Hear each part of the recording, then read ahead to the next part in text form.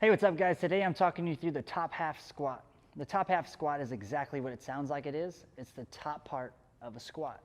What you're gonna do is take the bar, squat down to the pins, pause for 2 seconds, and then come up as quick as you can.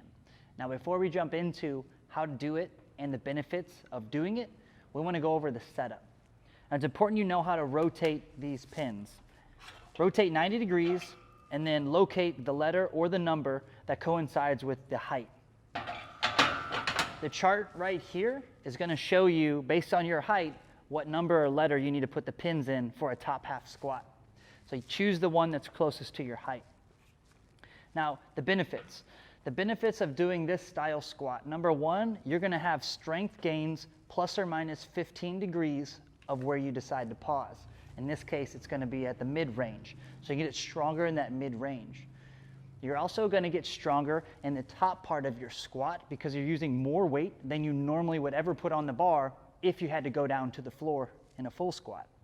So the top part is going to be trained a lot better.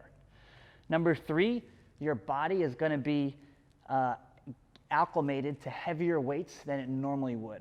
Now, when you first start training, or even if you've been training for a relatively short period of time, 1 to 2 years, the body is still getting used to holding weight on it.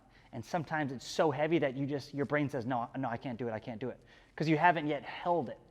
This here, because the safety nets are here, your body's gonna say, okay, worst case is I can set it down right here, I can do this. So it's gonna allow you to add more weight than you normally ever would think about putting on the bar. So it's gonna help get you confident with heavier loads. The last one, and very, very important one, is gonna be, it helps teach you how to brace. So through the core and the lower back, you need to keep this super tight as if you had a weight belt on. You do have a built-in weight belt in your body. The musculature in the midsection sucks in tight and keeps the spine stable. So when you're down in the pause, which I'll show you in a second, when you're pausing in that moment, you have to keep all that super rigid to then drive up off of it. Now, when the weight's light, you can get away with very poor or no bracing. However, when you start to use heavy loads for yourself, whatever's hard for you, if you don't brace, you're gonna get stuck at the bottom more than likely. So be sure that while you're doing the top half squat, during the pause and on the way up, your abs are super tight to brace against that weight. So let's jump into how to do this. I have the pins set based on my height. You're gonna unrack the bar, just like a regular squat. We're gonna take 2 seconds to go down, pause for 2, so 1, 2, pause for 1, pause for 2, go up as quick as you can. Notice the bar does touch. They do rest on the sides, come up. What mistake some people make is when they go down, they're hovering, they're scared to let it hit. Let it rest on here. When it's resting on here, you still have your quads, hamstrings, butt, abs, back, upper back, everything's still on and engaged.